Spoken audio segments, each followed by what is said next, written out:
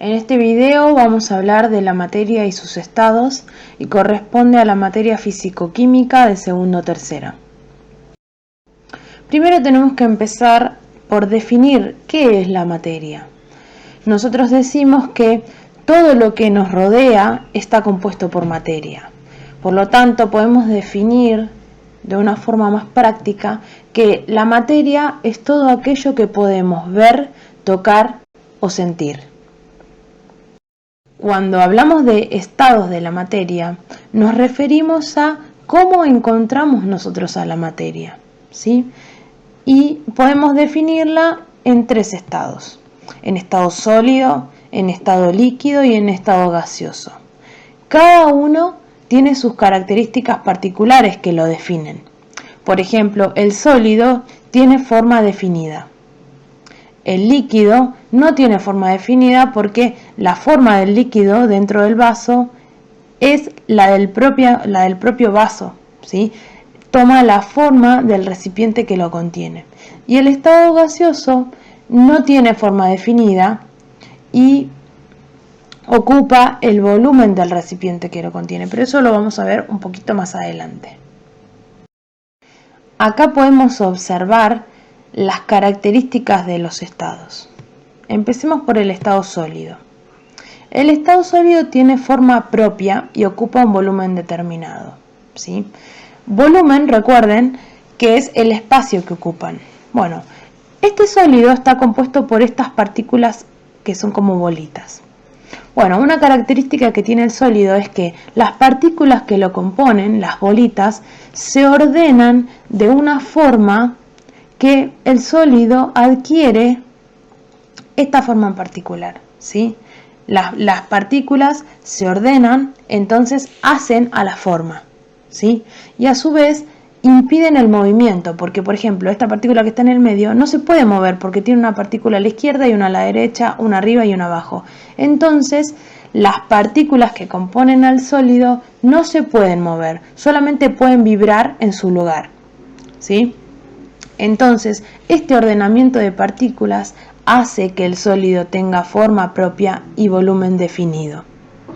Después, otra característica en la que podemos hablar es de la compresión. Los sólidos no se pueden comprimir. Cuando pensamos en comprimir, pensamos en disminuir su volumen, en hacer más chiquitito algo, ¿sí? A través de presión, ¿sí? Si yo aprieto con mis manos, por ejemplo, una botella de plástico, si aprieto con mis manos van a ver que la hacen cada vez más chiquitita.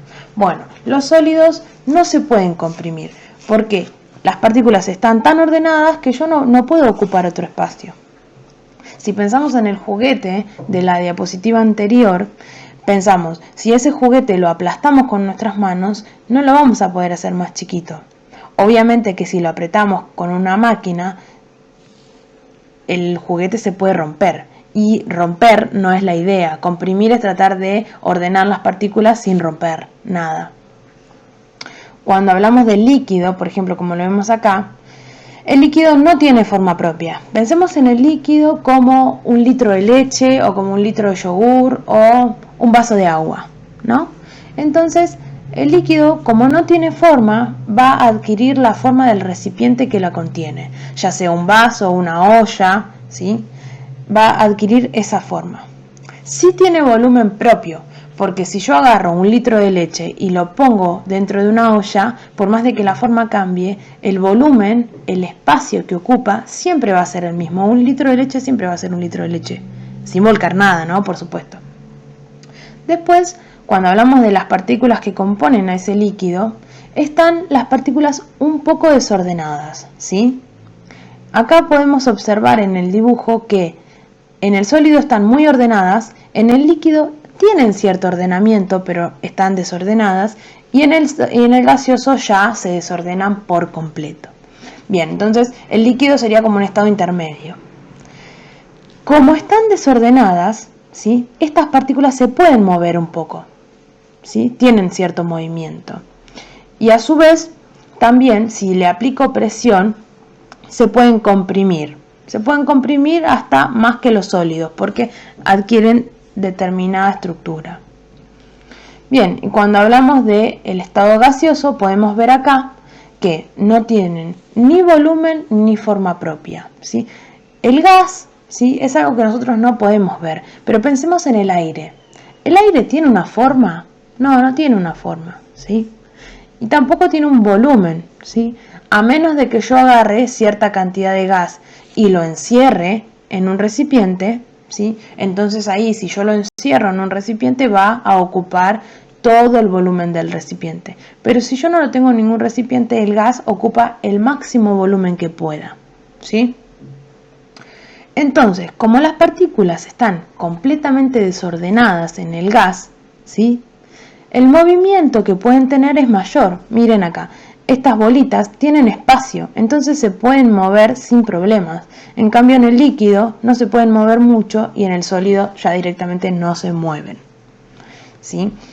Al poder moverse, ¿sí?, eso hace que no tenga forma, ¿sí?, porque como las partículas gaseosas están en constante movimiento, los gases no tienen una forma determinada. Después, lo que podemos decir es que los gases se pueden comprimir mucho más fácil que los sólidos, porque miren el espacio que tienen. Si yo pongo acá una tapa y empiezo a apretar, ¿sí?, esto se va a ordenar de modo tal de que el espacio que ocupan va a ser cada vez menor, ¿sí? Yo lo voy a ordenar a través de presión para que estos gases, ¿sí?, se compriman, ¿sí? Por lo tanto, el gas se puede comprimir, el líquido se puede comprimir, pero el sólido ya no. Respecto al movimiento de las partículas, el estado gaseoso tiene partículas que se mueven mucho, ¿sí?, están en constante movimiento. El líquido tiene cierto movimiento, pero no tanto, y el sólido ya directamente no tiene movimiento. Respecto a la forma, el sólido tiene forma propia, el líquido no tiene forma propia y el gas no tiene forma propia. Respecto al volumen, el volumen, recuerden, el espacio que ocupa la materia, el volumen en los gaseosos no tiene volumen determinado, el líquido sí tiene un volumen determinado y el sólido también. Ahora pensemos, ¿por qué los estados tienen características propias? ¿Por qué podemos modificar el estado si cambiamos algunas condiciones? Bueno, resulta que un conjunto de científicos elaboraron una teoría que se llama teoría cinético-molecular, que es una teoría que habla de las moléculas que componen a la materia. Esas moléculas están en constante movimiento, ¿sí? Y cuando se les aplica calor, el movimiento aumenta, ¿sí? Entonces, piensen como si nosotros estuviéramos quietos y de repente empezamos a correr. ¿Qué pasa cuando uno empieza a correr? ¿Sí? La energía empieza a aumentar. Entonces podemos ver que la temperatura empieza a aumentar, ¿sí? Cuando uno empieza a correr, de repente empieza a tener calor, ¿no? Bueno, entonces la teoría cinético-molecular explica que el movimiento de las partículas, ¿sí?, hacen que se genere cierta temperatura y que mientras más movimiento tengan esas partículas, más temperatura va a adquirir esa molécula, ¿sí? Bueno, y eso está relacionado con los estados de la materia. ¿Por qué? Porque si yo le empiezo a aplicar calor, ¿sí?, a un sólido, por ejemplo, pensemos en el hielo. ¿Qué pasa con el hielo? El hielo está en estado sólido, las moléculas están ordenadas y no tienen movimiento, salvo movimiento de vibración. ¿Qué pasa si yo lo pongo a calentar y lo pongo en el fuego? Ese hielo va a pasar al estado líquido, ¿sí? Entonces, en el estado líquido las partículas tienen más movimiento, por lo tanto, se van a mover más, ¿sí? ¿Y qué pasa si yo sigo calentando? Ese agua se evapora y se transforma en estado gaseoso. Entonces, al aplicarle calor, las moléculas se empiezan a mover y eso aumenta la temperatura, ¿sí? Entonces, cambiando las condiciones, que es aplicándole calor, ¿sí?, las moléculas se mueven más y el estado puede modificarse.